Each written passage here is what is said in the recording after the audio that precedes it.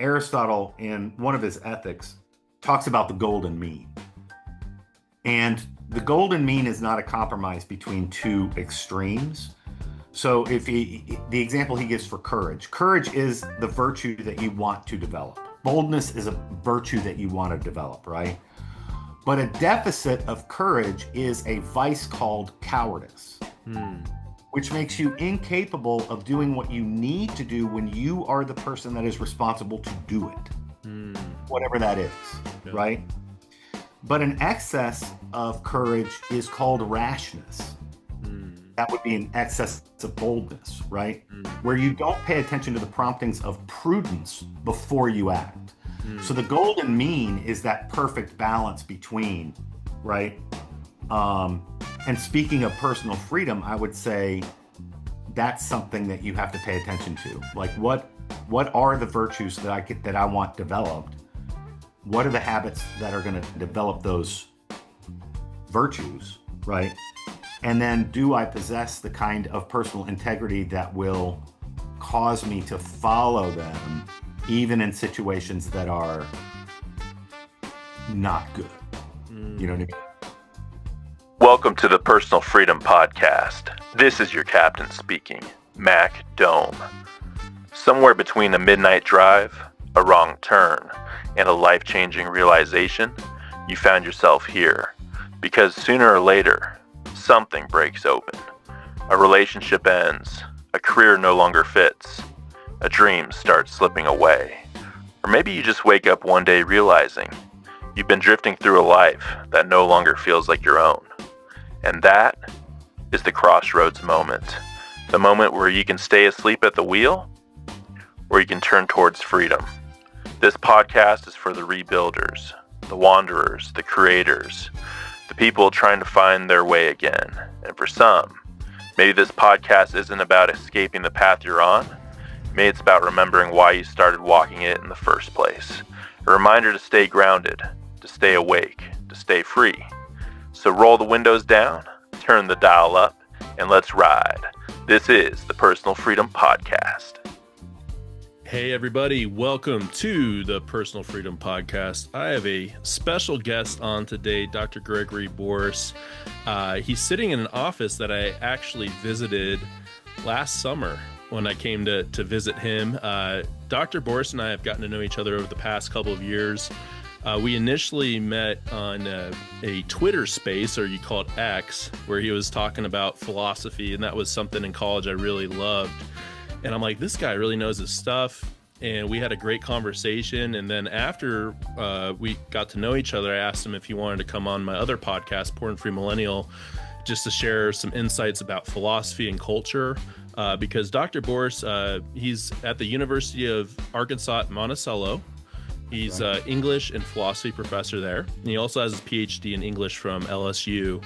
And Dr. Borse and I have done multiple episodes on my other podcast. Our most recent one was filmed in person on the property Dr. Borse is staying at with his lovely wife.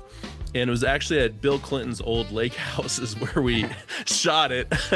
Well, it wasn't Bill Clinton's place, but we know definitely that he spent time. He spent time there, yes. Yeah. And that was pretty neat. We had it by the fireplace. We were talking about the film Psycho. And that's something that Dr. Borse does when you teach, right? You also talk about film. And It was just a treat to be able to meet you and your wife in person, spend a couple of nights out there with the RV. We watched Psycho outside the RV TV. You were on my rocking chair and I was in a hammock. I had my two dogs outside with us. And I mean, if you've never watched a film with a professor that has a specialty in it and that knows a lot about it, you got to do so, because it was quite the treat for me. Well, thank you. We really appreciated your stopping through on your travels, because I kind of have the perfect place for it. Yeah. Just so people know, there is a lake house out there. It's a small lake, perfect for kayaking if you're not skilled. And because of Mac, I bought my kids and I bought my wife a kayak for Mother's Day this year. Because after she tried out Max while he was here, she was like, I want to get a kayak. And I was like, perfect. You know what I mean? Nothing real fancy, but yeah, we live in a cabin across the way, and like we have all the kids and their kids coming in for 4th of July. We just do our own fireworks show out over the lake out there, so it's really kind of idyllic. Yeah, it's So, it's a, it's a cool place, and I wanted to have Dr. Borse on today for the audience, just because we've done a bunch of podcasts on my other podcast, but I really wanted to dive into your story because I think it's a really interesting one about personal freedom in your life, and just to talk about it, and for you to share some of the journey that you've gone through becoming a professor, and why you picked it. So, yeah, I'll just throw it over to you. Like, how's life right now? Teaching, oh, it's going well. I mean, I'm still, we're at the dawn of the age of AI. right? Universities all over the country have embraced the idea that online learning is equivalent to face-to-face and classroom learning. I have decided this is not true. It is really difficult to do it well.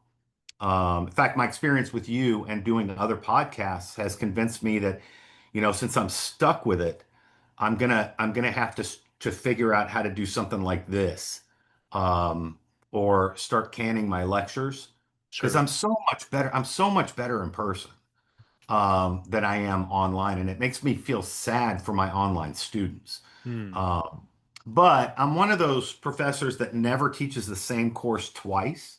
Hmm. So I routinely redo my syllabi in almost all of my classes. There are a few that's not true of. Logic, I pretty much stick to what I do in logic, and intro to Phil, I pretty much stick to what I've gotten down. But like, I'm teaching writing courses again, and I'm tweaking them. I'm like, we've been doing this wrong for a long time, and I'm right. I got my PhD in the early 2000s. I started at LSU in 95. So I was there to witness a lot of things Hmm. that are now coming to good and bad fruition. Sure. um, because my specialty in English was literary theory. And so, as you and I have talked about in other contexts, a lot of perniciousness was invented in literary theory, and I got to be there and very quietly watch it. And believe you me, I was quiet. uh, but the story of my getting to that point, I was thinking about this after we spoke the other day. What can I say to myself? I'm going to say my journey to self-awareness Hmm. and introspection was one that took a long time for me. Now, that's not to say that I ever had any kind of social awkwardness or didn't pick up on social cues or had anything like that. But I did not realize until I was probably in my mid 30s, um, just how strange I am, Hmm. and not in a bizarre way. Because I was talking to a friend of mine and he was like, "You realize that you're not normal at all. You do things that people, I joke, and I've joked in the past. I'm the only guy that you guys are going to meet that can say that he was a graduate student at LSU, the principal of a private Catholic school, and a bartender all at the same time." Um, which is pretty, kind of fantastic. I like it. In fact, look at the shirt that my kids got me for Father's Day this Yes. Um, I deliberately chose to wear it today because I knew I was going to be seeing And you. and getting to meet you in person, I think that shirt is quite accurate. Thank you. Um, and I come off a certain kind of way, and I understand that, but I was taken back to when I was when I was a sophomore. No, when I was in the 8th grade. No, I guess I was a sophomore in high school. Very first time I ever flew on a plane. And it was a result of the fact that we lived in Kentucky. That's where I grew up. And I count myself a Kentucky boy. But we were moving to Texas, deep South Texas. My dad was starting a business and he took my sister with him because it was the beginning of her senior year. There were 6 kids in my family at the time. Ultimately, we had 9 altogether. Okay. And after she was there for a bit, and she wanted to go down because she wanted to do her whole senior, either stay in Kentucky to graduate from her school or graduate, go the full year down in Texas. So she decided to go down to Texas. She was there maybe a month, and my dad called and said, "Hey, my business partner's wife said there's room down here Why don't you send another kid? And I made the worst decision in my life. I said, I'll go because it was exciting, right? Yeah. Now, the reason it was a bad decision is because the lady that we lived with just treated us like slaves. Hmm. It was like the stepsisters in Cinderella. It Jeez. was terrible. And I actually became thankful for this later. Their house was too small to fit me in it, so I lived in one of those camper tops that you put on the back of a pickup truck No way. that was in the backyard. I didn't know But that. Okay. it was my sanctuary. You know what I mean? And we lived out in the middle of nowhere. Anyway, I was miserable, miserable until the rest of the family came down. But on the way there, I flew for the first time, and I flew from Cincinnati to Dallas, Dallas to Corpus Christi. And when I was in Dallas, I had to make a airplane change. I remember this. I had $8 in my wallet. That was it. Wow. I don't come from any kind of money. You know what I mean? And so I had to go downstairs and get on the tram and then take the tram to another terminal, find that airline because I was switching airlines. And I don't know if you've ever been to DFW, but if you have never navigated it before, it's confusing at first. Once you get used to it, it's great. But I'm a kid. Right. And so when I got to the airline where I was connecting, I realized that I had left my wallet on top of the change machine in the tram station, and and my ticket was in there. Oh gosh. So I went up to the ticket counter and said, I lost my wallet. I don't have my ticket. And the guy just looked at me and said, well, sorry. And then I'm like, what am I supposed to do? And thankfully, a stewardess, she overheard, or a woman overheard. They chatted for a minute and she said, where was it? And I said, it was right downstairs. Well, somebody had picked it up, and like some ID was in there, like from middle school. And they realized this is a kid's wallet. You know what I mean? He's got $8 and an airline ticket in here. And soon I had my ticket restored to me. I was on the flight. Okay. And I made it. Now, couple that with the story of me missing a flight from New Orleans to Duquesne University in Pittsburgh to give a talk on Shakespeare. And I missed my flight. They said you'll have to pay a fee to replace your ticket of $50. It was an e-ticket. And but if you go over to the phone bank and call the 800 service, they'll do it for free. Well, I called them and they said, no, your ticket is no good anymore. It's an e-ticket. We don't replace those. So I walked back over to the counter and I said, hey, I'll just pay the $50. I'm having trouble getting through. So I paid the $50. She kind of, you know, and I'm in New Orleans. We lived in Baton Rouge, right? So I'm not calling my wife to come back. So that night I had to sleep in the airport. Okay.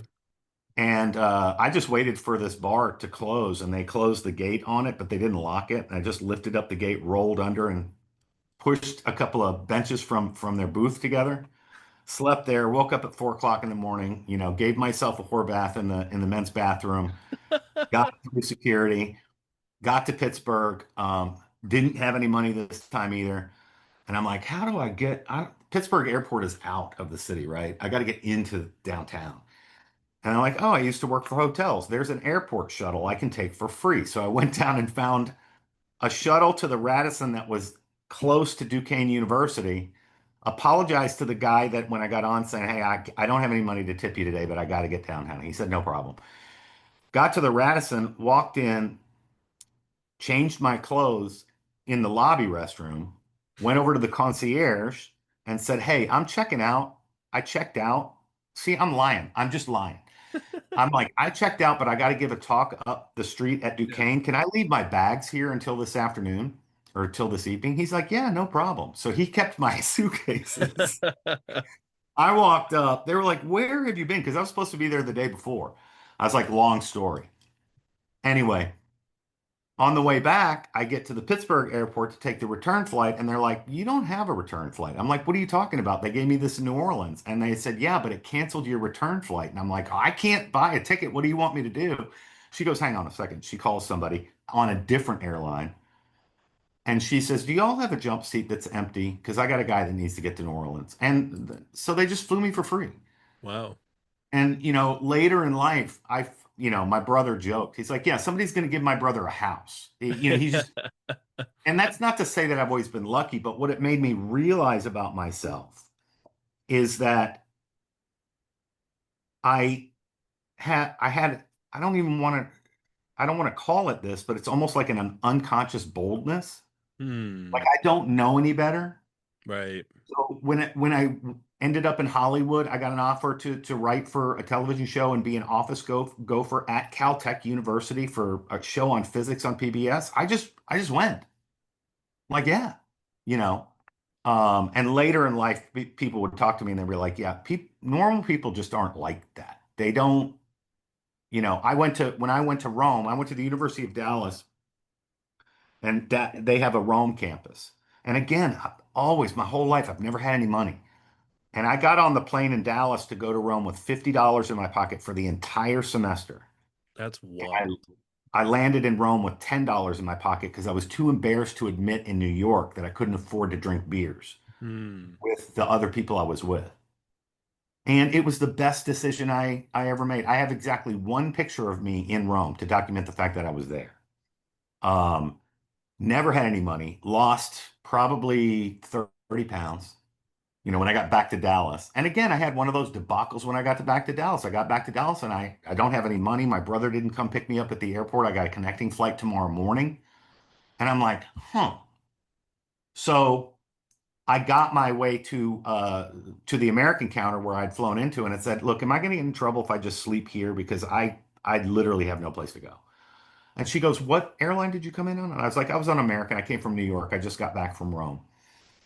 And she said, "Well, here, take one of these." And she hands me a voucher for the Affleck Hotel, which is in DFW. She goes, "They're not going to know you weren't on the flight that we had to give these vouchers for. So just go over there and grab a room." So the nicest hotel room I stayed in the entire time I was in Rome was at DFW airport on the way back. And then I finally got a hold of my brother. I was like, "Buy some beer and get your butt over here. I've got a really nice room at the Affleck." So he came and visited me. We had a great time, and then I got out of there. But those kinds of things, they're so routine that when my son, the Marine, had to get himself from 29 Palms to LA to make a flight to come home for Christmas one year, his sisters were asking him, they were like, "Do you have a ride from 29?" Because it's like 3 hours. He goes, "Nah, I don't know." And it's the night before, his flight's tomorrow. They're like, how are you going to get to LAX on time for your flight? He's like, "I'm just going to pull a dad." And so that's when I knew, I'm like, all right, I honestly have this reputation. Like, you don't panic. There's a way to figure out how to fix whatever this little thing is. But I realized that my willingness to get up and go and to move, one of the things I admire about you, does constitute a certain kind of boldness that a lot of people, you read statistics and you say the number one reason that people stay underemployed or unemployed is their unwillingness to move, Hmm. to go where the jobs are. You know Hmm. what I mean? Like Right. they don't want to leave family. They don't want to, and we moved around a lot, almost like a military family when I was growing up. So it didn't occur to me that that wasn't the normal thing to do. And Yeah. so I was the first kid in my family to go away to college. I went to the University of Missouri in Columbia. I thought I wanted to go into journalism. I went deliberately 1,000 miles from home. I had to pay for school myself, but I did it because my two older sisters stayed local and then life got in the way and then they didn't finish. And that scared me. I'm like, you Hmm. know what? That's going to happen to me. Right. You know what I mean? So I was like, I got to deliberately go 1,000 miles away with nothing so that I had no choice but to finish. Hmm. And so that's what I did. My dad drove me up there, dropped me off with his old army trunk with all my stuff in it. And this is before the internet, before cell phones, writing letters to my brothers and sisters and my mom and, Yeah. calling collect maybe once every couple of weeks. But again, it was one of the best decisions I ever made. And look, when I got there, I thought they sent you a bill for your tuition. And I hear them say, make your checks payable to, and I have no money. Mm. Like my savings, my loan hadn't come through yet. This is back in the day when you had to get student loans in person at a Mm. bank. Right. So it hadn't been processed. So I went down to Jesse Hall and I'm looking at that bank of windows and I'm like, if I take a ticket, take a seat and wait here for 3 hours to get up to somebody at one of those windows and say, I don't have any money, they're going to say, too bad, so sad. But I knew that somewhere in an office behind that bank of windows, there was a blue-haired old lady that would help me. And so I found my way back into those hallways and I waited until I found her. And her door was open and I stopped in front of her door. She looked up and she said, Can I help you? And I said, I need some help. I don't know what to do. She goes, Oh, honey, sit down. And an hour and a half later, I had a short-term loan from the university to cover my tuition. They had made some phone calls. They talked to the bank. Mm. They're like, and I don't know where that comes from. Yeah. You know what I mean? I have no idea because but I was literally on my own. So it was like, I can't call mom and dad. You Right. know what I mean? They can't do anything. So I just figured it out. Yeah. And here we I, are. I love these stories because they weave into, and maybe this is where we can talk about your definition of personal freedom, but in a way, you're talking about a nature that you have where you just have inherent in you that boldness to ask or to, see if there's a solution that's, maybe what a lot of us, I'd say myself too, you get an answer and you're like, oh, well, I guess that's the answer. Yeah, But and one of the things that I learned over time was first of all, honey goes a lot farther than vinegar. mm-hmm. People are nice. They want to help you. Two, don't be so prideful that you Right. have to ask. You know what Right. I mean? And this does kind of dovetail into what I'm gonna end up telling you is my it's not a philosophy, but my attitude about what personal freedom means. But Sure. one time I was walking across campus on a Friday afternoon at LSU, and Friday afternoon at LSU's campus, unless there's something going on, it's dead. Yeah. It's dead. Huh. And I'm a guy, so I'm walking back to married student housing, but I'm in the middle of campus near the Indian Mounds, and this pickup truck comes up. There's two guys in it. One rolls down his windows. He's like, "Hey, do you know where so and so hall is?" And you know how when you're a guy, you want to know, like you want it in your head. Yeah. Yeah. And I'd heard of the building, but LSU's campus is huge.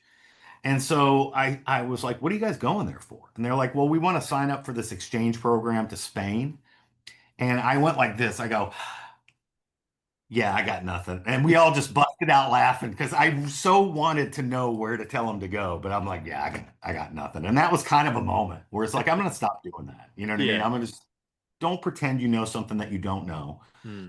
And because human beings, we had this just the other day. We took the grands to a water park, and two of my granddaughters are diabetic. And so they have to take their kits with them with their insulin, and we have to have some emergency sources of sugar Hmm. Right. just in case one of them crashes. And so all of a sudden, I'm aware that my wife is having a conversation with the manager of the pool, who's telling her you can't bring in outside food because you know, we uh we sell our own food. Yeah. And she just looks at me and she's like, "Would you come up here?" And Bring in the and expert. everybody steps back. And I said, "Well, what is the issue?" And she said, "Well, we sell our own food, so we can't let her bring in food." I said, "No, no, no. This is a medical necessity." I said, I kind of think it's against the law for you to deny." And I said, "And it's not. It's a pack of crackers and some gummies. Right. Like we're gonna buy your food for Yeah. sure, Right. but I have to have something that I can give her immediately." And she's like, "Well, I'm sorry, but that's the I was like, "Call the city manager." It was a city. I was like, "Call the city manager and ask." And about, 3 minutes later, she came back. She said, "Okay, that's fine. We don't let people bring in coolers and stuff like that." I was like, "It's not a problem." And then I was walking later on, and another one of the managers came up to me and he said, "Hey, I wanted to thank you." He said, "I looked it up. You're absolutely right. It is against the law for us to deny." Right. stuff like that. And he said, we didn't know that. The director didn't know. Nobody knew that. He said, so thank you very much for, and I'm like, look, I'm really sorry that happened, Right. but I'm glad we got to, help you guys with your policy and stuff because it's kind of important. Plus, we'd driven an hour to get there. So it was going to be, you know, Yeah. uh, Right. but again, after long experience, I've just learned that if you will, and look, not everybody has the boldness, but you develop it. You know what I mean? You take the leap and say, okay, I'm gonna do that. And then over time, you got to make sure that it doesn't flower into something bad. Sure. Right. In fact, Yeah. I could, from a philosophical point of view, we Aristotle in one of his ethics um, talks about the golden mean. And the golden mean is not a compromise between two extremes. So the example he gives for courage is the virtue that you want to develop. Boldness is a virtue that you want to develop, right? But a deficit of courage is a vice called cowardice, Hmm. which makes you incapable of doing what you need to do when you are the person that is responsible to do it, Hmm. whatever that is, Okay. right? But an excess of courage is called rashness. Hmm. That would be an excess of boldness, right? Hmm. Where you don't pay attention to the promptings of prudence before you act. So Hmm. the golden mean is that perfect balance between, right?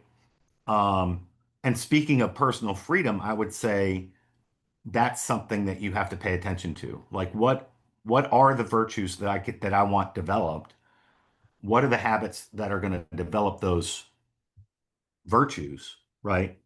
And then do I possess the kind of personal integrity that will cause me to follow them even in situations that are not good? You know Hmm. what I mean?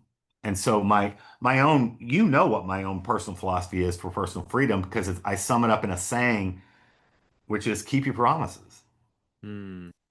right? Yeah. Freedom is dependent upon keeping your promises. And I just heard this in Mass last week in the homily. We have a new and dynamic young priest, and it was Father's Day, right? Happy Father's Day to your dad, by the way. Happy Father's Uh, Day to you. Thank you. And so I was at Mass, and he was, our homilies are always based on Scripture. Um, so they tend not to veer. Like I was surprised that he even talked about Father's Day, but he did. Um, but one of the lines he used, I was like, oh, totally stealing that. Was lead lives that are worthy of your calling. Hmm. And so, because you and I are Christian, Right. right? We do believe that we were called. And since we're men, we also believe that at this point in our lives, we are responsible to understand what that calling is, right? Right. And if that is true, then we're also responsible for leading lives that are worthy of that calling, True. right? Which means, and that's why I like the word habit so much. It means developing habits that mold you into the kind of person where it's the norm for you, Right. uh, Like the as byproduct. opposed to, yeah. So, and I think I'm old enough. I mean, I just turned 62, so I'm old enough where I don't have an excuse, it's long past having an excuse not to know, what it is, how it is I'm supposed to conduct myself. Hmm. Um, so I think that, all of those traits for me have landed me in this office at this point. A willingness to move, a certain kind of boldness, and maybe a little bit of foolhardiness. I was driving. So when I was principal of that Catholic school, we were in a rented facility, but I needed to find somebody to donate like a $10 million piece of land to build a school on. And so I ended up driving around with a real estate developer. Um, and he looked at me one day and he said, people are starting to talk about you. I said, what do you mean? He said, in Baton Rouge, like they're starting to know who you are. They're starting to think, who is that guy? And I said, really? Because I had been doing presentations like at the Chamber of Commerce. I had been introducing the school, you know what I mean, at civics Sure. groups and getting up at 4 o'clock in the morning and showing up for a business breakfast at 5 a.m. and being the featured speaker. And I'd been doing that kind of stuff. And then he looked at me and he said, you wouldn't be doing what you're doing if you knew what you were doing. And I said, I know. I kind of have this bubble of naivete, you know what I mean? Yeah. Because, and people asked me at one point, my brother-in-law asked me, he's like, have you ever thought about going into politics? I was like, oh my gosh, no. Do you realize the kind of people that you have to deal with when you're in Oh politics? gosh. I would never do. Right. Never. Never even been remotely. But from the outside looking in, I look like the kind of guy that would Yeah, do probably well. do well, Yeah. if I was willing to do that. But that's not my ballywick. It's why I was not attracted to going into business. Keep your promises. That's like antithetical to being a politician. That's true. Make promises is Right. that's the slogan. But the introspective and the deliberate part of that is be careful what promises you make. Yeah, yeah, yeah. I was And, going to and ask you we that. and don't make promises that you can't write the check for. Hmm. Uh, if we were on your porn podcast, Right. we live in an age where people make promises with their bodies all the time that they don't even think 2 seconds about that it's actually a promise that they're making, Mm, right? sure. Um, and I think that you've watched that your whole life. I've seen it develop over the course of my adult life. Um, and I think we're coming into a time though now where, I have another saying, the next generation has always already resolved the things that its parents are still bickering with each other about. They've already figured it out. And so when my friends have sort of despaired and say, the world is going to hell in a handbasket, I'm like, don't don't give short shrift to the next generation Mm, because the way the next generation rebels is by rejecting what the parental generation is telling them is the way to go. right. So so if porn has gotten completely out of hand at this point, we are due for a shift that is going to move in the other direction Right. because it's exhausting. Totally. And it's got to be exhausting for the young people for whom, it is normal. Um, so that normalization, and you're seeing that shift go on right now with Totally. a lot of things. So, but yeah, just back to how I arrived at ending up in this office. Right. I I left for the University of Missouri because I knew after the first semester that I didn't want to go into journalism because I had no aspirations to television. Okay. You know what I mean? I didn't want to be a news broadcaster. I like to write, and I thought I was suited for it, and I was a good writer. But I was so disappointed in the first meeting I had with my advisor that I kind of resolved pretty quickly that I wasn't going to stay there. Mm, And I also was a little bit frightened because my freshman year at the University of Missouri is the year that girls discovered me. Like they didn't discover me in high school. But MU did. And when I went home for Christmas, my mom asked me, well, what do you think? I was like, I love it, Mom. I have to go someplace else. She was like, what? I was like, it's going to swallow me. You know what I mean? It's going to swallow me whole because I'm not cracking a book. I'm on the dean's list. You know what I mean? It's too easy. And I'm paying out of state tuition for a school that is way easier than it mm, should. sure. And so I discovered the University of Dallas, which is a classical liberal arts curriculum where no matter what your major is, everybody has to read the Iliad. Like English 1, Iliad, Odyssey, Aeneid, Dante's Divine Comedy, Milton's Paradise Lost. Epic. That's what you do in English 1 your freshman year, first semester. And the first paper we wrote in there was on the Iliad. And Dr. Alvis said, all right, your first paper is due next Friday. And he walked out. And on Monday, somebody was bold enough, not me, at the end, because he always ended his classes the same way, said, any questions? And somebody said, Dr. Alvis, you said that our first essay is due on Friday? Yeah. Love the way he talked. Well, what is it about? He said, the Iliad. And he walked out. He didn't tell us how long it had to be. Oh my He didn't gosh. tell us what it was supposed to be about. You know what I mean? Yeah. It was like sink or swim time. Wow. And so we were forged. And UD didn't have any textbooks except in a very few classes, right? So my history class, you know, I had 8 books and they were all original texts. So we're reading Herodotus and Thucydides for ancient history. And then, and it was like that in every class, the philosophy classes, the literature classes. I have you might be able to see it back there, my new version of the complete works of Shakespeare, right? And Nice. I'm The not going big to the tell you big what fat book back there. the big, huge, fat book with Moby Dick sitting on top of it. That's But awesome. I mean, but that's what we had to do. We would have to read, Russian novel. I think we read 5 or 7 novels in that class in one semester. And I'm talking about Dostoevsky, Tolstoy, um, you know, and you were just expected. But the atmosphere was such that like you couldn't fail. You know what I mean? Yeah. Like you didn't want to be looked at as somebody that couldn't handle this stuff. But I'll Mm. tell you this, Mac, I got to UD and on my first philosophy class, they made the mistake of accepting my intro to philosophy from MU. And so I took the sophomore level philosophy course, philosophy of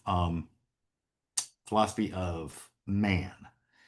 And on the very first day, the professor said, now you'll remember that in Book 10 of the Republic, Socrates casts the poet out of the ideal city because he's a purveyor of lies and copies of the truth. Mm. And I looked around and every single person in that room knew what he was talking about except for me. Oh gosh.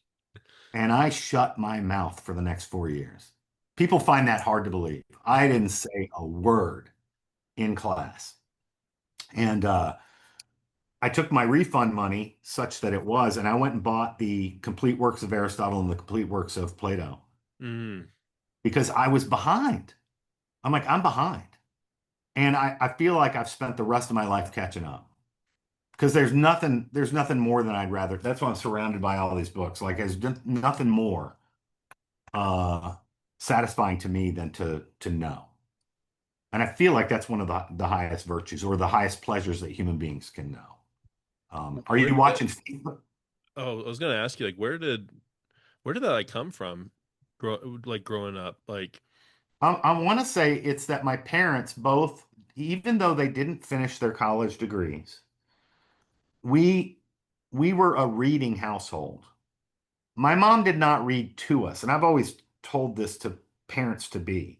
You're not going to turn your children into readers unless you're a reader. right. And Makes and sense. and they notice that dad's always like knee deep in 3 different books because it's a normal leisure activity. When they absorb that, then they have the opportunity to become readers. The problem that we have is that the child development experts and stuff say, well, you gotta put them in a literature, reading rich environment, and you need to read to them and reading to a child is one kind of activity. But I have 5 kids. I've noticed it doesn't translate automatically into turning a kid into somebody that wants to read themselves. The Mm. activity they love is the bonding activity that they have sitting on your lap. In fact, when I went to North Carolina to visit my twin grands uh, at my Marine son-in-law's place at Camp Lejeune. I mean, we drove for like 13 hours. And we walked in the door, and the twins looked up, saw me, and ran over to me, grabbed each of my hands, pulled me back over to their little corner, and handed me a book to read to them immediately. Wow, that's awesome. And I did. I sat on the floor with them and I read the book, but that was absolutely the first thing they wanted was no hesitation, no hug, no hello, just run over, grab my hand. They had a plan. Um, so that's one thing I think if we can, and I also think that reincorporating reading, one of the most influential books I ever Ooh, read. yeah. I've got that. Um, I haven't cracked it yet. you should. It's Chesterton can be a little bit exhausting because the kind of, I don't know, admirable aphorisms he comes up with in his writing are so plentiful, it just makes your head spin. Like, how did he come up with that? You know what I Yeah. mean? I see so many quotes of his, and then finally I was like, I got to get one of his books because Yeah. I see these quotes and I'm like, this is amazing. Yeah, and they have I've got a couple of volumes of them up here somewhere. I'm not putting my eye on them right now, but there's a publishing company that has all of his works. Like you can get volumes there's like Yeah, 30, they got one with there's like like 30 volumes. with three Yeah. included. Yeah. Um, but I recommend him highly, especially if you're Christian. A little bit of background on him. This book, I you see how beaten it up it is. Yeah, and tell the audience they're listening, what is this? And this is G.K. Chesterton's Orthodoxy, It's a very and beaten up book. very beaten up book, taped multiple times. And inside it, you can see my mom's name here. No kidding. Wow. So I stole two books from my mom before I got on that plane to go to Rome.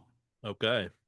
Orthodoxy was one of them, and the biography of St. Francis of Assisi by Chesterton was the other one.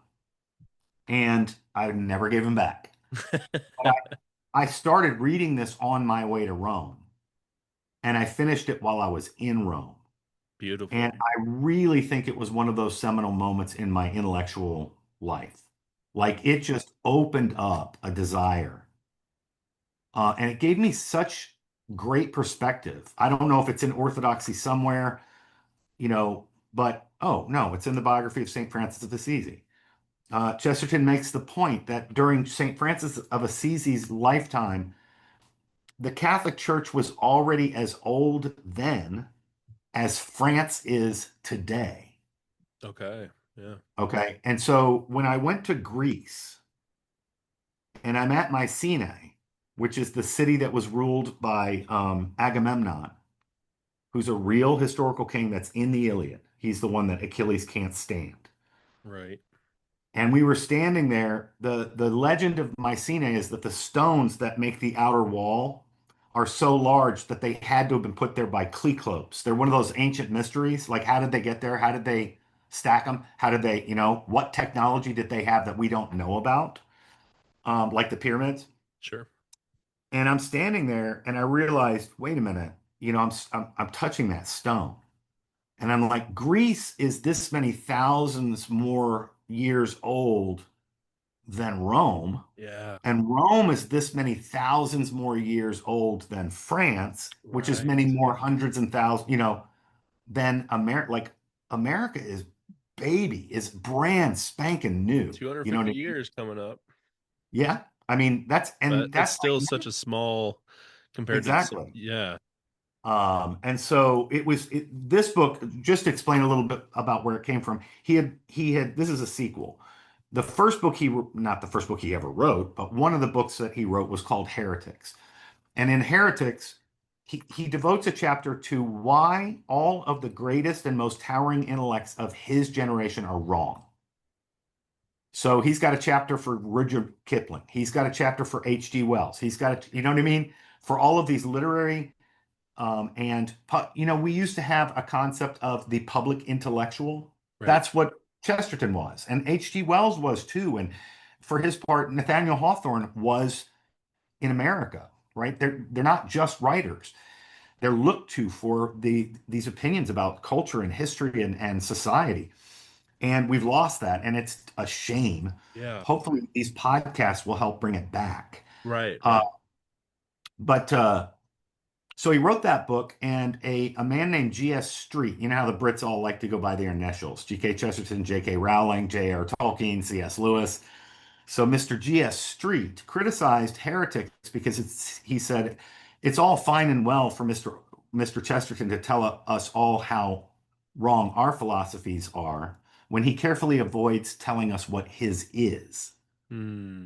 And Chesterton's line from the forward is, this is perhaps an incautious thing to say to a man who will write a book on the feeblest of provocations.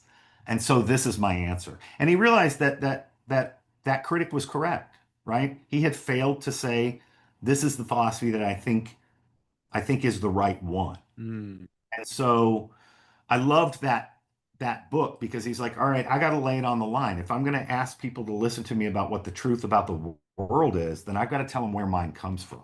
And back to our notion about, personal freedom, as you know, I teach philosophy and I have a particular, I am not a philosopher.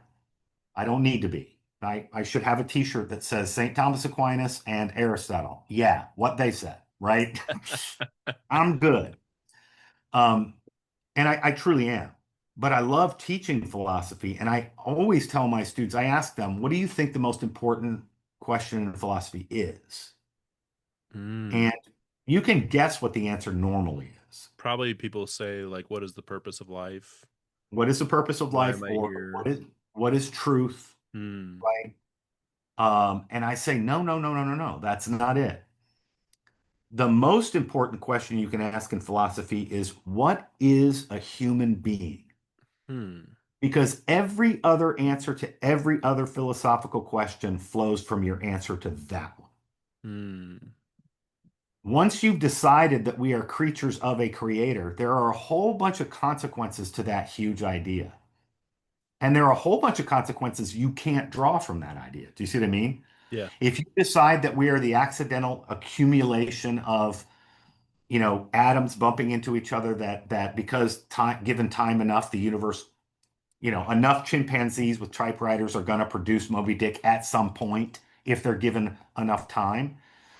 And I've been thinking about that. I think we got the math wrong on that. I don't think the universe is quite old enough to even account for the biodiversity on this Hmm. green blue planet. Hmm.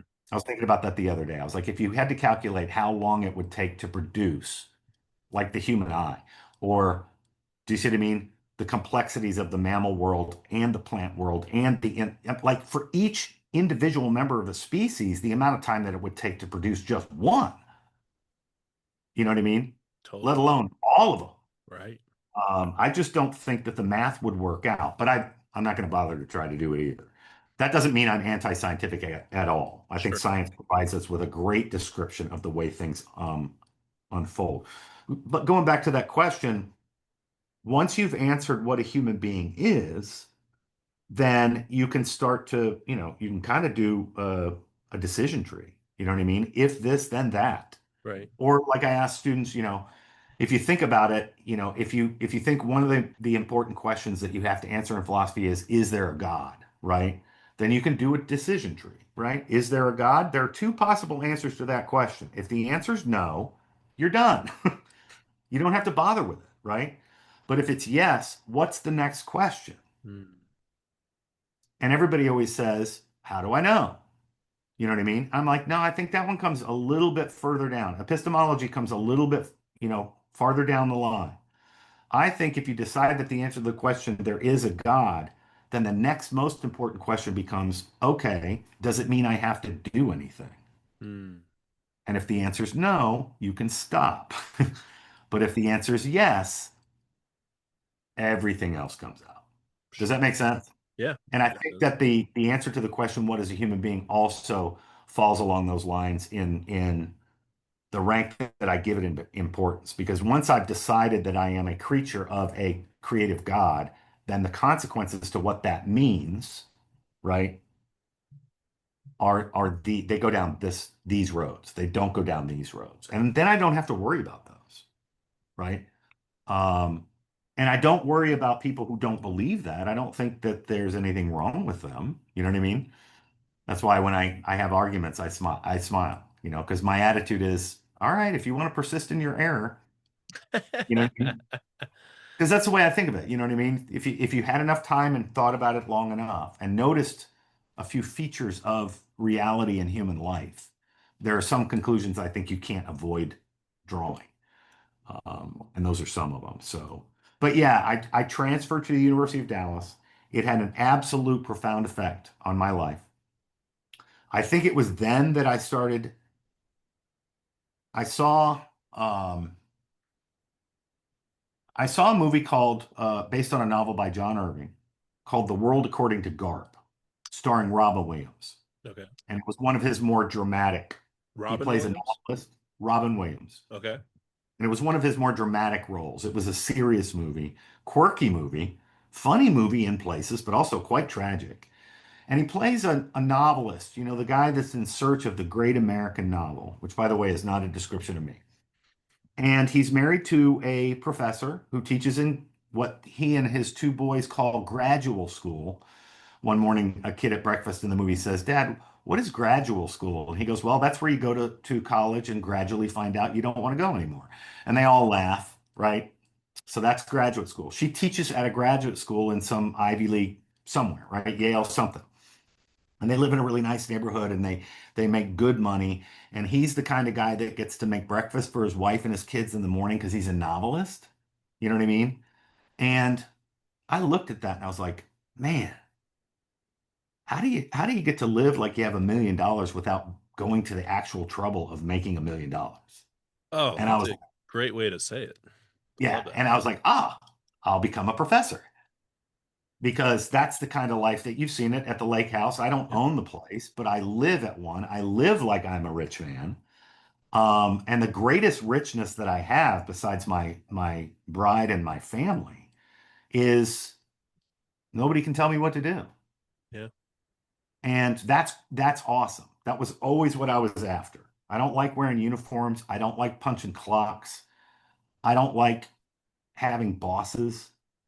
And I was like, how do I figure out how to do that? And so it took um, a long time, because I had to Yep. do it on my own. Plus, there's another part of you as a man where, you have to find out, well, am I full of crap or not? Am I just pretending? You know what I mean? Yeah. That sort of imposter. That's a question I feel like I ask all the time, you just are you measuring up? Well, when I was an undergraduate at UD, the way I avoided that question was I could always write the B plus paper for any class the night before. And Yeah, I so, remember that back in the day. right. And so I would do that. Right. And then I would pretend I could have gotten an A, Hmm. but I didn't know it. Hmm. Oh, that's a great way of saying it. Yeah. And when I got into graduate school, I resolved that I was never missing a class again, and I was never turning in a late paper again, ever, because it would be rude. Hmm. Right. Because Right. when you get to when you guys are undergraduates, you walk into my class, I love you. I want all the success for you in the world, right? But I don't know why you're here and I don't know what you're doing, right? But when you apply to law school, medical school, or to graduate school, you are asking the profession to consider admitting you. Hmm. That's a different set of, right? Yeah. And so Expectations. you have to show them that you're the kind of guy, like the way I put it, when I came and interviewed for this job, I said one of the secrets about good interviews is they want to know whether they want to run into you at the coffee machine for the next 6 years. And if you strike them during the interview as somebody that knows everything you need to know to do the job, and they don't want to run into you in the kitchen during the lunch break, you're not getting the job. So there's a skill set that you have to pay attention to. There's a human aspect to it. Right. So when I got to LSU, for instance, I had to write a paper. It's due on Friday. Monday night was my Thursday. That's when I pull my all-nighter. And that way I could live with my paper for the next 4 days to actually make it an A paper.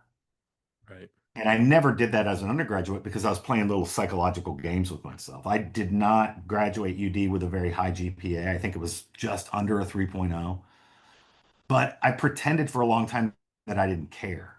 And I Yeah. think I was very frustrating to my professors. I had one professor, I turned in a late paper, Shakespeare class, made some lame excuse because I'm not the kind of guy that's going to come butter up a professor in his office. I would just sort of show up sheepishly and say, I'm really sorry. Right. Will you take the paper? And Alvis told me, yeah, and I'll have a time to grade it, come back on Thursday to pick it up like at 2 o'clock. So I went back to his office and he looked at me and he did two things. He said it was a paper on Shakespeare's play Titus Andronicus, which got made into a movie with uh, Anthony Hopkins. I don't recommend it. T.S. Eliot called Titus Andronicus. The movie's well made, don't get me wrong, but T.S. Eliot said that Shakespeare, Titus Andronicus, was the singularly stupidest play ever written. And you can see why he would say that. There's some things that happen in it that are just ridiculous. But it's got more literary allusions than any of his plays, and it's written very early in his career. Okay. So I wrote a paper defending Titus Andronicus, Okay. based on the number of sheer literary allusions that are in it. And so when I went to pick up the paper, I'd gotten a B plus on it because it was late. He handed it back, and he handed me a chapter to his as yet unpublished book on Shakespeare, and the chapter was on Titus Andronicus. Okay. He said, I saw some parallels between the way you're thinking about this play and the way I was thinking about it, and I thought you would enjoy reading this. Huh. And I was really honored. Yeah. And as I walked away, he said, by the way, and I turned back around and he said, you have a very, very natural and great talent for writing. And before I could say thank you, he said, don't count on it. Hmm. And that was another one of those moments, right? And when I went to give that paper on Hamlet at Duquesne University, it was my dissertation director's daughter's conference. She ran the conference. So they invited me because I was studying under their dad. Well, her grandmother is the founder of the University of Dallas with her husband. And when I was in graduate school, we called ourselves the Cowan babies because they kind of adopted us. We were that first class of liberal arts masters and PhD students. She was the keynote speaker. And then she came to my talk on Hamlet, and talk about the most nervous I have ever been to give a paper in my life. Right. You know what I mean? I mean, I worship this lady. And then that night we went to a poetry reading in downtown Pittsburgh, and then there was a party at Claire and Victor's house afterwards that the Cowans were not coming to. And that night at the party, Claire said, "Hey, do you want to know what my grandmother said about you?" And this is another one of those moments, right? So pay attention to the moments, folks. They're Right. there for a reason. Right. Uh, she said, when I got to the car with her, because it was snow, it was wintertime, so it was kind of slick out there. She said, we opened the door and she looked at me and she said, "You know that Greg Borse?" Claire's like, "Yeah." I was staying with them, right? And she goes, "He's good looking. Like he's Hollywood good looking. And he's vain, but he's not vain about his looks." uh, And I was like, "Oh, ow." You know what I mean? yeah.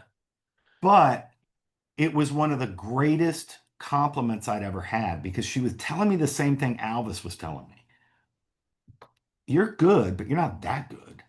Do you see what I mean? And one of the things that I love so much about teaching is that you cannot walk into the room unequipped. Right. You Totally. can't phone it in. Students are smart, and they will see in about 2 minutes whether you're full of it or not.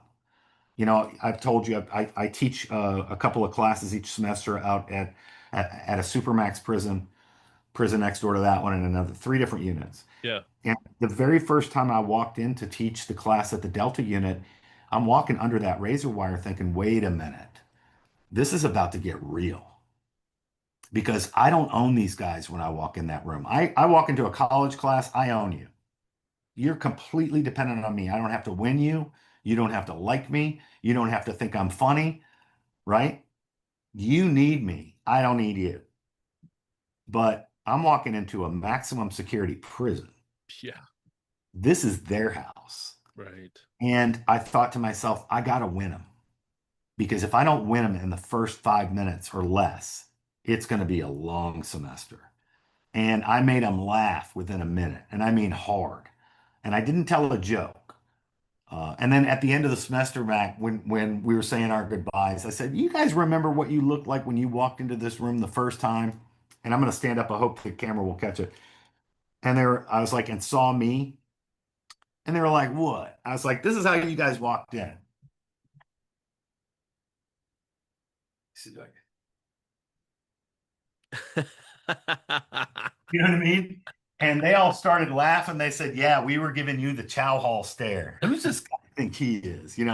So that was another, it's late in my career, and yet it was another invaluable experience I had, right? Because I Mm, had to learn to switch gears a little bit right.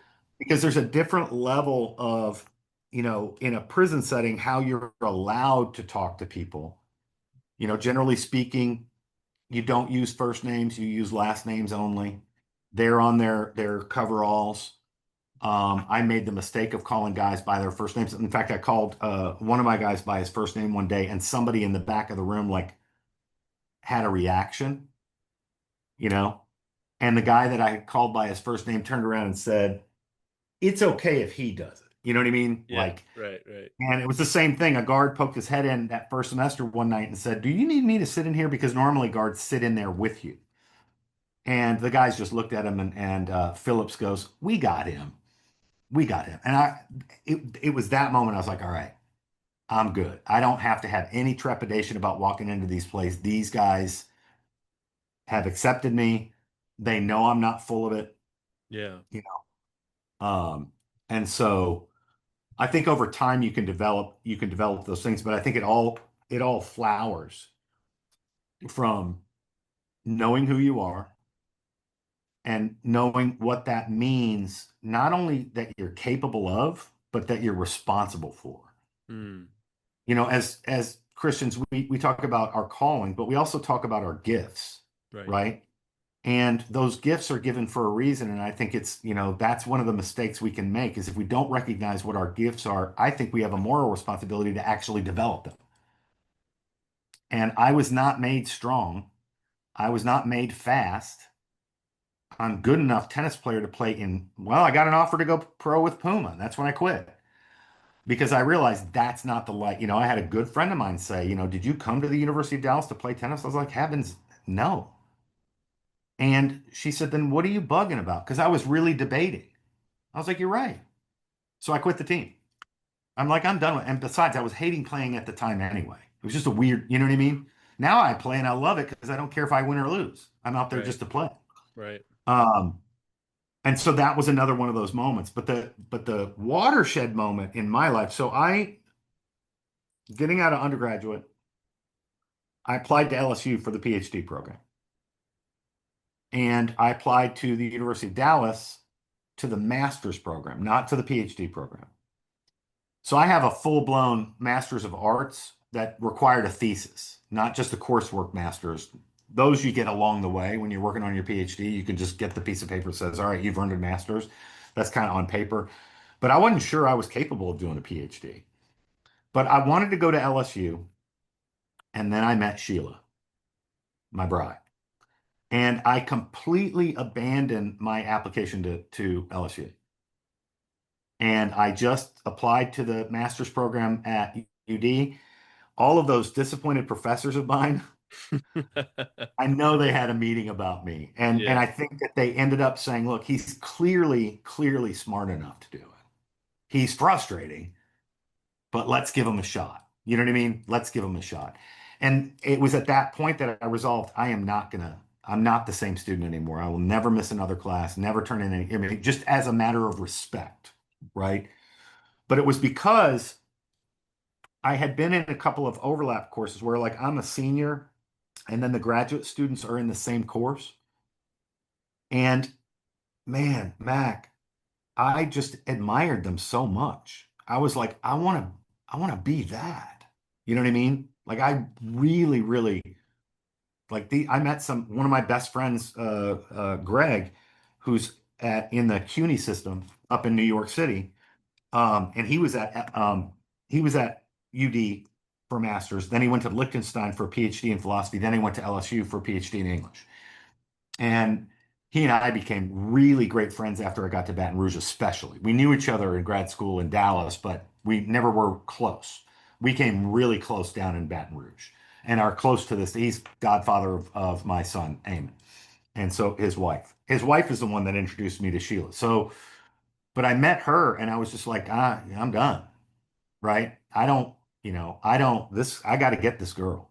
I didn't even know it. When I was pursuing her, I found out that she was dating one of the other graduate students, and if I could pick one that I absolutely detested, it was him. And I was so disappointed that she was dating that guy that I decided, and here's where my vanity does come in. If I liked a girl and I found out that she was dating another guy, I wouldn't have anything to do with her. And in my head, it was because I wouldn't want to compete with me. That would be unfair to the other guy. It's just a little, you know how we put on our little shields. But anyway, Right. so I wouldn't talk to her. And before I found out that she was dating that guy, she was in my Russian lit class, and she gave a presentation on Gogol's Dead Souls, and I was blown away. Plus, I was so attracted to her. But then I found out she was dating my good friend goes, yeah, she's dating, that guy over there. I was like, are you kidding me? Oh no. I was so disappointed. And so I wouldn't talk to her. One day she spilled a cup of coffee on me, and I didn't even acknowledge it. She ran out of the room to get something to clean it up. By the time she got back, I'd cleaned it up. And she's like, I'm so sorry. And I was like, it's okay. And then I just turned back to, just completely ignored her. But it was because I was so attracted to her, right? Um, but then as soon as I found out that she had broken up with that guy, Yeah. I was on it.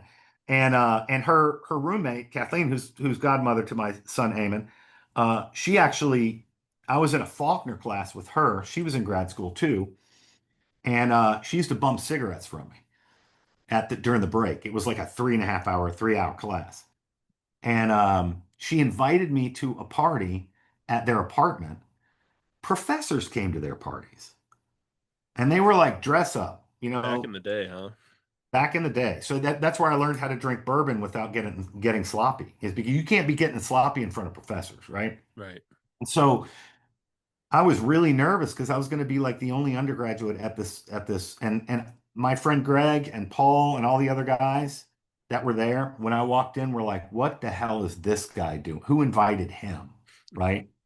And I had just given my senior defense on Faulkner's Absalom, and Dr. Louise Cowan is sitting there on the couch, and I'm like, Wow. and Kathleen brings me up to her and says, "I wanted to introduce you to one of the undergraduates. He just gave his defense on his paper on Absalom, and they had all come. All of them came, not the guys, but all the grad student girls that I was in the Faulkner class. They all showed up to my defense. The room was packed. Because the way UD does it is you do your term paper, you turn it in, they grade it, you get it back, and then you do a public defense, and the entire English faculty can ask you anything they want Wow. after you're done.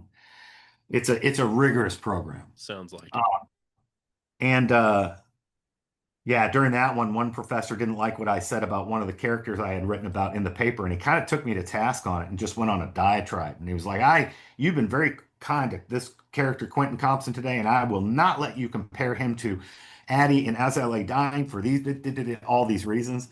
And I remember grabbing my glass of water, this big circle table with a hole in the middle, right? Circular table, all the professors there, students standing in the back. And I grabbed my water, and when he was done, I looked over at Dr. Alvis because he's in charge of the whole senior project.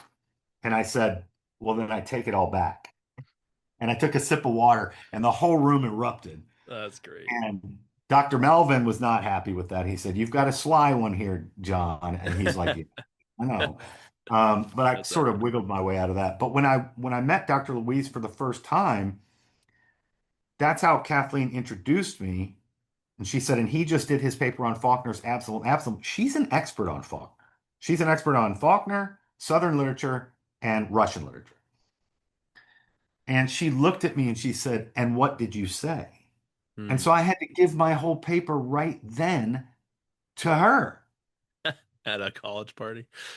at a college party, where the guys are standing in the kitchen like, who the hell does that guy think he's? But, I found out later that there were like two or three other guys pursuing her at the same time I was, and I was totally oblivious. Yeah. And then later, Kathleen told me, she's like, "Oh yeah, you weren't the only one, and they hated you because they knew you were winning." So anyway, so that's how, Sheila was working on her master's. I got into the master's program. We got married before we were finished. We did something unheard of. We got pregnant. We had a baby. We got pregnant again. And I finished my master's, and Sheila finished hers while she's pregnant with our second child this big. Wow. And our professors was like, that never happens. What happens is you meet that girl or that guy in grad school, you fall in love, you get married, and then you never finish. Hmm. And so same thing with LSU. I didn't go to LSU right away. Then my wife colluded with my best friend Greg, one of my best friends, Greg. He called me and he said, "Were you serious about that PhD thing?" And he was in Baton Rouge at the time. And I said, "Yeah, I mean, I think so. I've been working 9 to 5 job for a medical clinic and teaching in community college." And he goes, "I think you should apply to LSU right now. I think it's a good time for you." So again, speaking of that boldness, this is what Right. I did. I applied, and then I went down there during Easter break, and I wandered into the graduate English department office and kind of knocked on the dean's door. And I pulled a fast one on him, Mac. I said, "Hey, my name's Gregory Borse. I've applied to the PhD program. Um, and I was in town, and I just thought, wouldn't it be a good idea for me to come see if if this would be even be a good fit for me?" So the next thing I knew, I'm being sent to 4 different professors' office, and they're all trying to sell me on the program. How cool is that? And so I got in. I tricked them because when they were reviewing, because they only accept like This is just nine. like the airline ticket story. Exactly. So in LSU, you can't get into the PhD program unless they pay you. So there's no loans, there's no scholarships, do you see what I mean? Like they're going to pay you a stipend to be a graduate teaching assistant and get your PhD. Um, they do charge you tuition out of that, but your pay is enough to not really pay your bills. My wife had to work full time, and I had to bartend and yeah, secretly on the side. Um, but that was one of those sort of bold things. And I'm like, yeah, nobody does that when you apply to grad school or law school is show up one day. But now, when they're looking at your application, Yeah, I know who that you are. you're a real person Right. and you came in and you weren't insane. And and you sent this writing sample from your master's thesis, and you come from a really reputable program. So it was like, yeah, you know. But then of course, once I'm in, now my task is, man, I got to prove every minute I'm here that it wasn't a mistake. Right. So like I kept it secret that I was not I didn't keep it secret I was married, but nobody knew I had 3 kids for the first 3 years I was in the program. Nobody knew. And then I was checking my mail one day and I had 2 of my 3 kids with me. And Dr. Galrich came around and he goes, "Oh, hey, Greg, are, are, are these yours?" You know? And I said, "Yeah." And he was blown away. Wow. But I did that because I didn't want anybody looking at me like I was doing more or less or other than anybody else in the program. So Sheila and I had agreed, like, yes, I'm going to bring you to parties. Like a professor, if you get invited to a professor's house, you go. You know what I mean? Like it's almost like an obligation. Um, but I'm not bringing my kids to stuff on campus. I'm not, no. We're just going to kind of keep that over here because I really didn't want to be treated any differently. I wanted my papers to be read just like everybody else's. So so yeah, my part of my desire was I never really wanted to have a job, and if you make it to where I am, it's almost like you don't. I can wear what I want. I don't punch a clock. They ask me what I want to teach. They ask me what room I want to teach it in. I'm not particular about any of those things. My dean knows me well enough to know that if he needs me for something, the answer is yes. I'm very flexible, but it's because, my dad worked in factories when I was growing up, and I was Mm, just like, you know what I mean? yeah. Like, I'm not built for that. And that's not to say that he was an unhappy man. He was Sure. most of the time he was a plant engineer, but then he became an independent contractor because he taught himself computer programming at home. We had a computer in my house in the 1970s. It was a Heathkit. It had no display screen. It was just LED lights that Wow. spoke the computer language BASIC. Wow. which my dad could read and program in. Interesting. So he was ground floor, um, but never like monetarily. I mean, I used to joke we have 9 kids in my family. My dad and mom did not have as many kids as they could afford. They just always managed to afford as many kids as they had.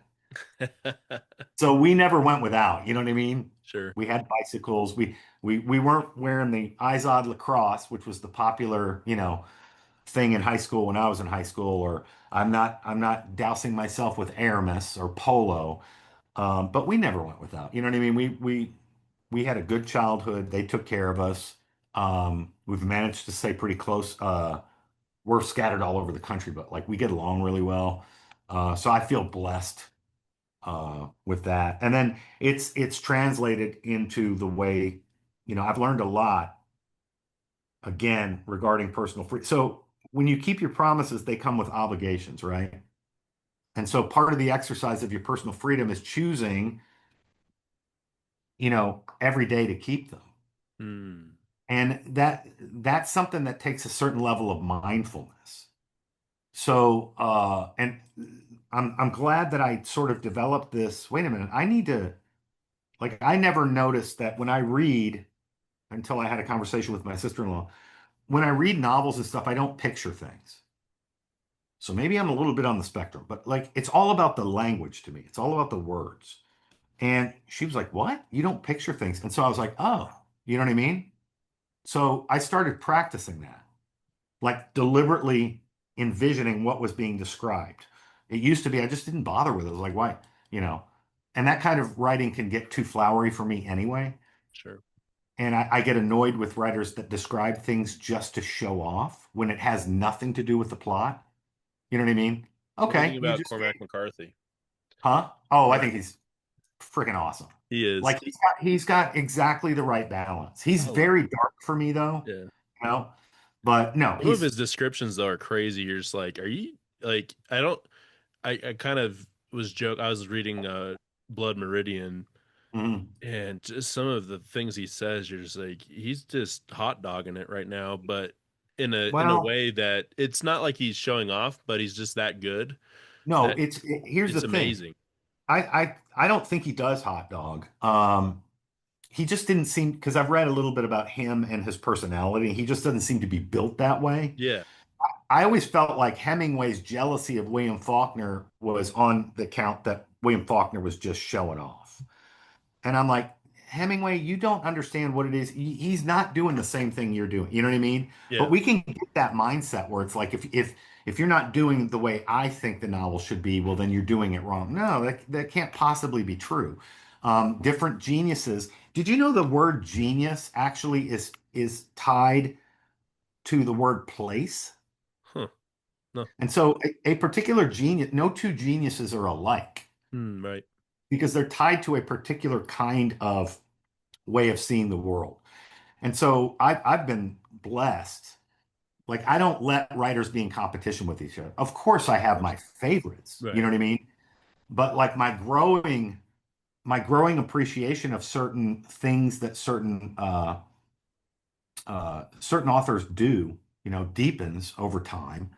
Like I used to not like Hemingway because he didn't like Faulkner, and I love Faulkner. But then I'm like, all right, that's stupid. You know what I mean? Go take a look and see what Hemingway is doing, and he's brilliant at what he does, which is to leave stuff out. Mm. Um, you know what I mean? So, like in the hills, hills like elephants, hills like white elephants. Excuse me. The mystery of that story is what are they talking about? Because Mm. it never gets pinned down. But if you think about real conversations between real human beings Yeah. about real things, you can be a fly on the wall to a conversation on a train, which is the way that, and never really figure out what they're talking about when it's absolutely, absolutely plain that they know what they're talking about, right? Oh, And so there's I'll have like to this, I'll have to read that one. That sounds like yeah, an it's interesting not that story. long, and it's really, really kind of brilliant, not kind of brilliant, it's brilliant. And then you can get back to me and once you figure out what it is they're talking about. And once you figure out what they're talking about, the entire complexity and depth and superficialness of their relationship explodes before you. And Hemingway didn't need to write any of it. That's so cool. I love that because Yeah. I think that's what we're missing in today's culture a little bit, right? With movies or, sometimes with books is like everything has to be laid out. You have to, I think you were telling me this, in a way when we were watching Hitchcock, just those subtle details, not laying everything out for the audience to where, or even I think about it like when you think about like the movie Jaws, like which is one of my Mhm. favorite movies, is you don't really you don't really see the shark a lot, Oh, um, no. and that's what makes it so terrifying. And then when you No, finally see the shark at the end, you're just like, oh my gosh, like this is yeah. crazy. But you don't. It's kind of a blowaway moment. Spielberg, he did that movie so well. I read the book. That book was like not allowed in my middle school. I was in the sixth grade when that book came out and the movie came out, right? And I had a copy of it. And it's got all these swear words in it, and there's sex in it, and so I got in trouble. Somebody caught me with it. But I had read it, and my parents were very well read. You asked earlier, where did it come from? I grew up we had a copy of Dante's Divine Comedy on the shelf in my house. And so when those titles started popping up later in my life, that they were a normal, I had at least seen them. You know Right. what I mean? Um, And here's the thing. I had an aphasia when I was born that affected my language center. So for a while, my parents thought I was deaf, and then they thought and I didn't learn to speak English for a long time. Hmm. My dad told me that I spoke a unique gobbledygook language that I had made up myself. And he said, we didn't realize it until one day your grandmother, his mom, said to me, I'm sorry, what did you say? And he said, you grabbed her cheeks and you repeated the gobbledygook you said exactly the same, except slower, like she was an idiot. And we Uh, realized all those things were words to you. And so they never diagnosed me with anything, but I didn't learn to talk for a long time. And then I didn't learn to read until I was like in the fourth grade. okay. And I faked it.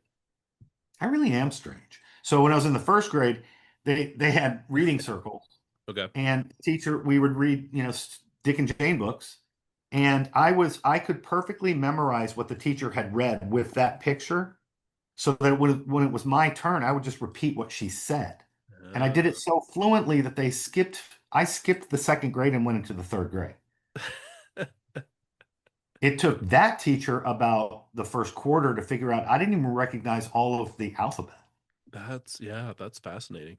So then they had a big meeting, and then my mom told me about this a long time later, but I have memories of it.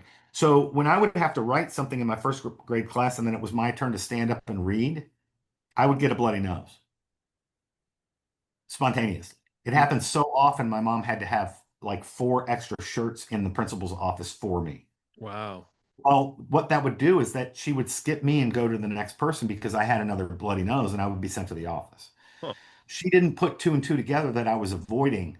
And all I was doing when I was supposed to be writing something was drawing pictures of army men and tanks and battles and, you know. So I had this delay. And then later a doctor said, you were born prematurely. You probably had a bruise on your brain that affected your language center. Huh. And so, but my mom bought me a copy of The Hobbit when I was in the fifth grade. And that opened up the floodgates. And then I read everything. I read nothing but Tolkien all the way through middle and high school. Like every possible thing I could. The unfinished tales, the this, the that. I had the calendars. I'm painting, you know, Middle Earth on my bedroom wall when I was in high school because I was a dork. I That's wasn't amazing. in a club. I wasn't playing Dungeons and Dragons. You know what I mean? But it tricked me into thinking that I was a fan of fantasy literature because that's the genre that you find it in, right? And when I'd finally exhausted, read everything two, three, four times, you know what I mean? I'm like, well, I guess I should try something else. And I bought a book called The Sword of Shannara, which I think now is a game. That sounds It was familiar. popular. But anyway, I was reading it and I remember thinking to myself, if this guy uses the word orb to describe something round one more time, I'm throwing this book across the room. And he did it on the very next page. I never finished that book. So just because it's Game of Thrones doesn't mean you have to call an eyeball an orb.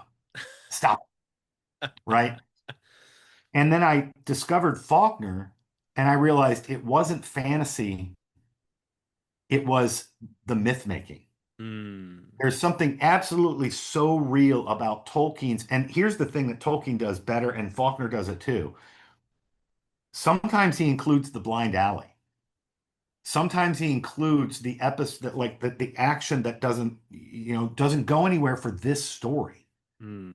And that makes it more realistic. In fact, I Mm. teased my daughter when she was reading J.K. Rowling. I was like, "You need to read The Lord of the Rings." She goes, "Shut up, Dad." Because she's reading J.K. Rowling on the way to school in the morning. She was in high school. And then one day I looked over and she had my volume of The Lord of the Rings on her lap. And I was like, and before I could say anything, she said, "You were right." And I said, because I told her it's better. Because I'd read a little bit of J.K. Rowling and I think she's great. And I said, "Well, why would you say that?" And she said, "Because J.K. Rowling only gives you information that you need so that you can understand what happens next. Tolkien sends you down, like you get a whole chapter on Tom Bombadil, and he's going to have nothing to do with any of this. And yet it's still in there." And I'm like, that's how history is. And Faulkner, he wrote in one of his forwards that numerous readers had written to him pointing out mistakes that he'd made. And he's like, Yoknapatawpha County is his mythic county, and some stories get told one way and some stories get told the other way. And that's like Greek myth. Yeah. In one version, Helen of Troy's twin sister, Clytemnestra, their mom is Leda, and she laid an egg. And in one version, Castor and Pollux are the two male twins that are born. And right, but in another version, there's no egg. You know what I mean? And there are no Castor and Pollux, right? So it's competing versions from different cults, clearly the same characters. Um, so, and obviously, just from talking to me, you can tell them this is the other thing I want your watchers and your listeners to understand. You, your discipline, like you don't choose it, it chooses you. Mm. It's like falling in love. Mm. And what I mean by that is that the universe is a self-weeding garden because it's always telling you what your gifts are by showing you what you're good at and what you're bad at. And once nature so graciously reveals to you that you're a really bad basketball player, then do something else. Do you see what I mean? Yeah. And so I learned that self-weeding garden from that book, Freakonomics. Let the world be your self-weeding garden. You don't have to find out everything. I tell my female students at UAM, the freshmen, I'm like, do not date anybody until your junior year. And they'll look at me and they'll be like, why? I was like, because the losers don't become juniors. They're gone by then. I was like, then the world has offered you a garden of candidates that are most likely to succeed. Sure. And that's who you want to be choosing from, not from the ones that filled with weeds where the weeds look just as pretty as the flowers do. And I Sure. learned that from Freakonomics. So that's the other thing about human freedom is that, you know, that has to do with choices, right? And I learned this from G.K. Chesterton. We walk around thinking that choices are always between one thing and another, right? But they're not. They're always between one thing and everything else. Mm. Because to choose something, you have to say no to everything else. Mm. And so now here's where I'm embellishing on Chesterton. So what that means is that the more you know, the more free you are because you know what you're saying no to. Right. The, the less you know, the less free you are because it's a fault. You're thinking that your choices are narrowed to these things and they're not. And so, going all the way back to my days at UD in that first philosophy class when I realized, and I'm borrowing this from one of my professors, that I was behind. Right. And I didn't hear that story about my professor until later.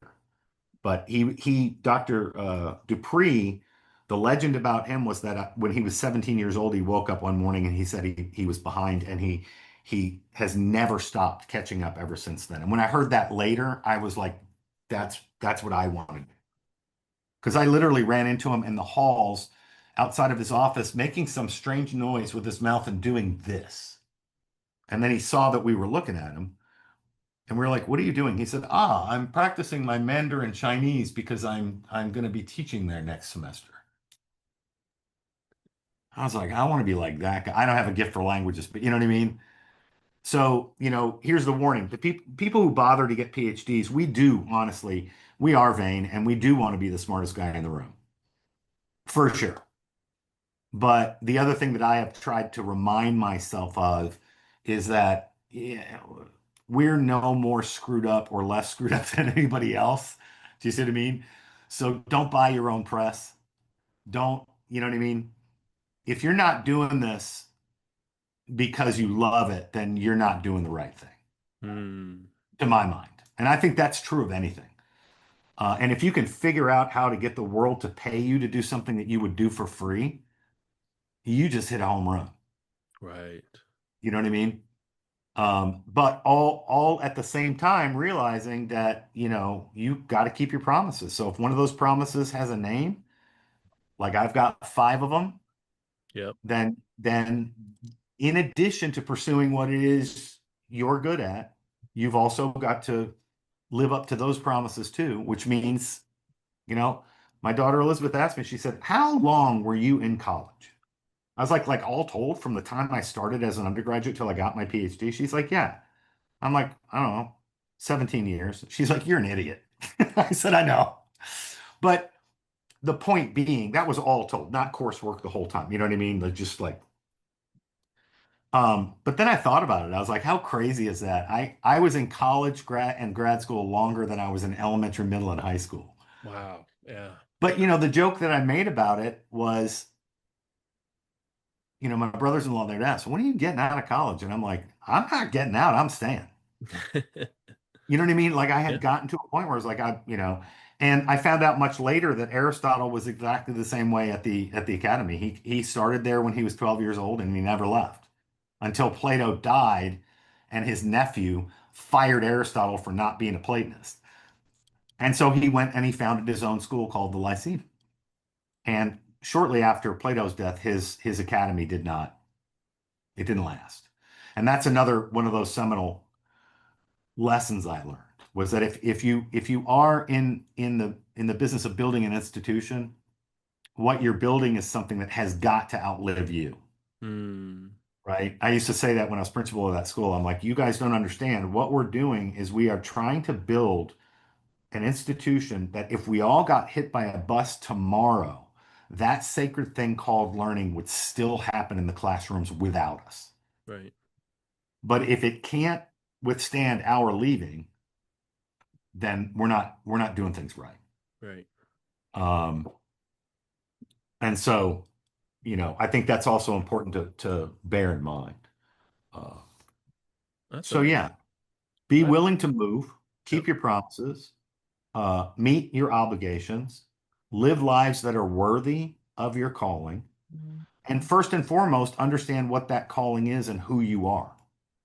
And then I think things become not easy. I don't want to call it easy. Do you see what I mean? But they become more, they make much more sense. Like you can tell from engaging with me that I'm not a guy that suffers from a lot of anxiety because I know why I do what I do. Yeah. Right. And I know that at the end of the day, the answer to that question is what's the meaning of life? What's the purpose of life? It's to be happy.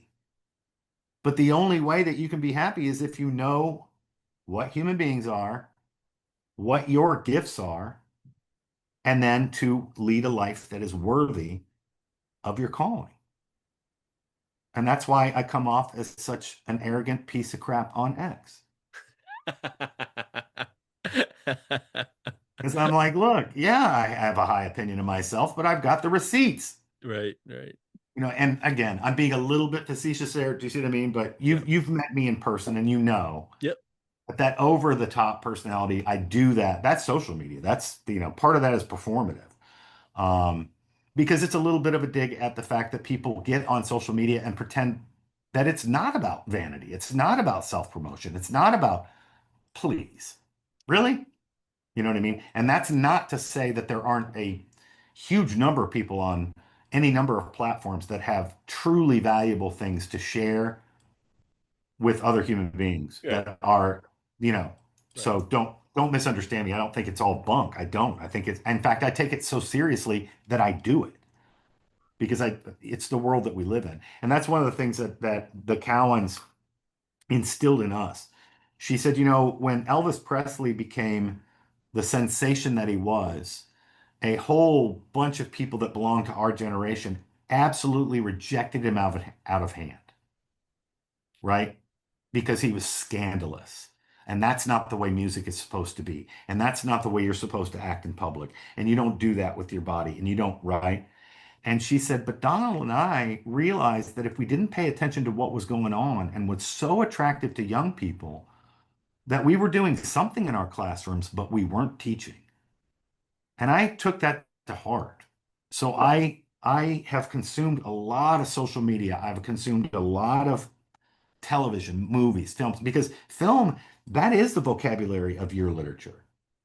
It's not these, you don't belong to that generation, but film, you guys have internalized without the vocabulary how film conveys meaning brilliantly. And so I always thought, well, I need to pay attention to what they're paying attention to. Right. Yeah. You see what I mean? So Yeah. that when I And walk social into the media. room, yeah. So, we talked a lot this last year about AI. And I have encouraged my colleagues here, we can't deny it. We cannot try to block it. It's here. So, this is going to be the thousand-headed hydra. You cut one head off and two more are going to pop up. But what I do want to warn people about, I just came up with this today. You're not using AI. AI is using you. Yeah. Right. So bear that in mind, Right.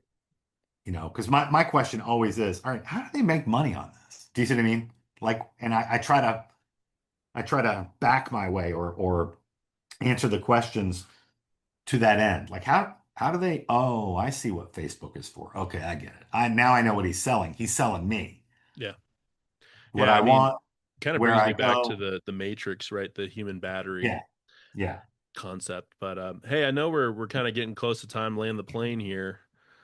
Uh, Absolutely love this conversation. This reminds me of when we were sitting out in front of your, on your porch, just hanging out, Yeah. talking, and I And by the miss way, that I a lot. still I still have that bottle of there's no bourbon in it, but I still have the bottle you brought. I really appreciate it. I think it's so pretty. Yeah, I noticed that earlier. Yeah, so Yeah. this is for people listening. I got a water bottle that Dr. Boris gave me. It says Greg on it. So I had a person the other day. I'm trying to. Oh, I was at a church thing for sexual integrity actually, which was pretty cool. But they had the thing where you're filling out your name, and they're like, "Is your name Mac or Greg?" Because the Oh, water bottle says Greg on it. Well, I yeah. got that from a friend. Now, But I no, was doing a side gig a couple of years ago as a bartender while I'm a professor here because I've done it before, but I needed to stack up some cash for Sophia to go to A State. So the owner had given everybody, it was like a Christmas gift, and they had just put the stickers on there with your name. And so I wanted you to take something home with you. and some holy water as well that I still have, Yes. which is You which is told, great.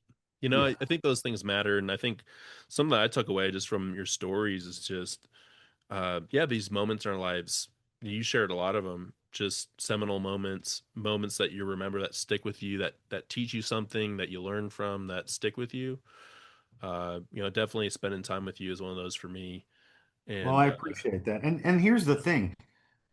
Most of the time, you're not going to understand what those moments mean until a long time later. right, right, right. And then it's like, oh, that's what that was preparing me for. Yeah. When I was diagnosed with cancer, my son asked me, could you die? And I said, yes. He said, are you afraid? I said, no. He said, why not? And I said, because I still have promises I have to keep. And then I said, look, one of the things I do before I walk out, the door every day is I remind myself that the day is not going to go the way I think it's going to go. Hmm. And that way, when Carl shows up and fucks it up, my attitude can be, oh, so that's what you look like. I knew I was gonna meet you somewhere. But it means that I don't have to waste my time getting surprised or angry about it because, Right. and I Right. said, cancer's like that. You don't want it to come knocking on your door, but when it does, well, this is what it looks like. And it literally, when I had my medical issue that sent me to the hospital, I remember sitting there thinking, well, I guess this is what I'm doing right now. And then I did it. So I just skipped the panic. So what my coffee cup says from Hitchhiker's Guide to the Galaxy, don't panic. That's the motto. Um, and I just went to the next thing. But my wife had cancer before I did, and my daughter told me later, she said, I don't understand you. When mom got cancer, it was this huge crisis in the household. And then you got cancer, you literally walked by my bedroom and said, by the way, I have cancer, but don't worry about it. We're handling it. I said, that's because your mom taught us how to do it. Mm, So I got to skip all of that stuff that we went through when she got it, when everybody was so frightened, because what's the point? right. But I did have to learn that. But I couldn't realize that I'd learned that unless I got cancer. Right. Otherwise, I might have missed it. Right. And so so I do think that you have to develop a kind of paying attention to what the story, how the story of your life is unfolding, to see how the past actually flowers into your present and into possible futures, depending on how you embrace the lessons that have been offered to you. I just said to my daughter the other day, I said, we are fit for suffering. And that's why we have it in our lives sometimes, because we can handle it. Mm, Mother Teresa used to say, God won't give you anything that you can't handle. But everybody always forgets the rest of the quote. The rest of the quote is, I wish he didn't trust me so much. And I told my kids that when their mom was going through it and everybody was freaking out. I had a meeting with them and I said, Mother Teresa does say that. She says sometimes God won't give you anything you can't handle. I said, that's BS. Sometimes he gives you what you need. I know a lot of people get mad at me for saying this. And I said, for some reason, he decided that this family needs cancer because one person in your family doesn't get cancer. Everybody gets it. And I said, so that's what we're going to do. That's what we're doing. So don't lie to me. If you're not having a good day, tell me why, because that's what everybody was doing. We were all lying to each other. Oh, I'm fine. I'm good. I'm good. Nobody was good. Right. And as a dad, it's my obligation to figure out, all right, how am I going to help my kids? I don't even know what I'm doing. Right. And so, when you have those, when Carl shows up, you guys can use that expression, right? If you get yourself into the habit of expecting the unexpected, which is a cliche, then when it shows up, at least you're not surprised. right. And then over time too, I always promise myself that, when the disaster happens, I promise myself that even if I had to fake it, I was not going to be that guy huddled in a ball in the corner with a snot bubble coming out of his face. Sure. You know what I mean? I was going to be somebody who was going to stand up and say, okay, this is what we're doing. And because panicking, skip it. It doesn't help. Do you agree? I agree. Big I time. mean, and it's, that's why a lot of people admire like Japanese and Chinese and Asian martial arts, because I think that part of self-discipline is what those arts impart in spades, right? Oh yeah. Uh, Just being calm and like Bruce Lee said, be like water. yeah. And the Stoic philosophy is like that too. There are, you can't, I tell my kids when they need the advice, the only things that you can control are the things that you own. Right. And so you can't put expectations on what you expect other people, right? Um, because that's the thing, if you go back to that fundamental question, what is a human being? And I've decided that human beings are creatures of God, which means they can never be the ends to a mean and the means to an ends. They are ends in and of themselves, which makes them the highest value. The highest value in art is the thing that exists for its own sake. Um, well, then that carries with it a bunch of conclusions you have to draw with how people deserve to be treated, how you deserve to be treated, what they are. Um, And then you start habituating yourself to those virtues, which drive you toward behaviors that honor the status of a given thing.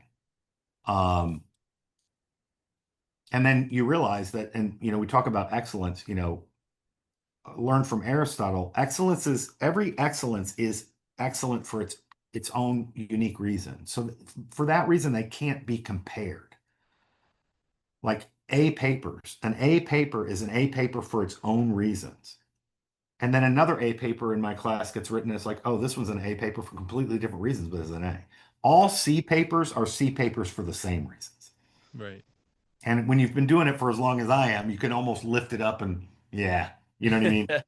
I don't do that. I mark all of mine. I read them all just because I want to give the student every benefit that I possibly can. And besides, I never know if there's not a buried gem in there that would cause their grade to go half a grade level Sure. up that I would miss if I didn't give them my full attention. So, Well, I think that I love to hear your passion about this. I think it's very clear what personal freedom means to you and what it means through education and being a professor.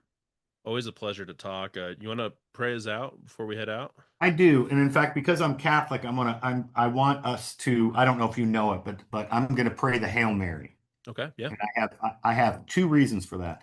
We Catholics, we get accused of worshiping Mary, and we don't. Or idolatry when it comes to the saints, we don't. Every single one of our prayers that's directed at the Virgin Mother or at one of the saints is an intercessory prayer, meaning we are asking these people that we are absolutely certain are in heaven with God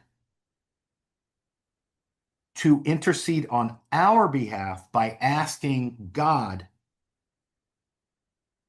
to answer our prayers. Does that make sense? Mm-hmm. So I want your viewers to hear what we say when we say the Hail Mary, and you will realize, oh, it's biblical, and then it's just a request. So Father, Son, Holy Spirit, Hail Mary, full of grace, the Lord is with thee. Blessed art thou amongst women, and blessed is the fruit of thy womb, Jesus. Holy Mary, Mother of God, pray for us sinners, now and at the hour of our death. Amen. Amen. Because if you can get in good with God's mom, you know, right? Yeah, that's a good point. We Catholics joke about that, but I want other Christians to know because there's that misperception out there. And I can leave it on that note too. Maybe sometime we can talk about like medieval Christianity and Catholicism sometime, but we got a lot of we got a lot of art in our churches back in the day, right? But one of the things that people don't understand about why Gothic churches and those churches are as ornate as they are, or the Sistine Chapel, for instance, right? The Sistine Chapel is the entire Bible in pictures. You know why? Because most people were illiterate. They couldn't read a Bible of their own. And until the printing press, the Bible was not commercially available. That's why Catholic churches chained them in the church so that they wouldn't be stolen. They were so valuable because they were so rare. So what Catholics did is they said, okay, we're going to put the Bible on the walls and in the stained glass so that all of these stories in our faith that come from the Bible can be illustrated for people who cannot read them themselves. So that's what that's for. At any rate, Mac, it's always a pleasure. I can't wait to do it again. Dr. Borse, always a pleasure. And thanks everyone for hopping on today and listening. You've been on the Personal Freedom Podcast. And thanks for sharing your personal freedom story. I loved it. And I think people are going to get a lot out of it. Appreciate it. So God bless you and your family. God bless everyone listening. And we'll talk to you later. Bye. Thanks, man. Bye, everyone.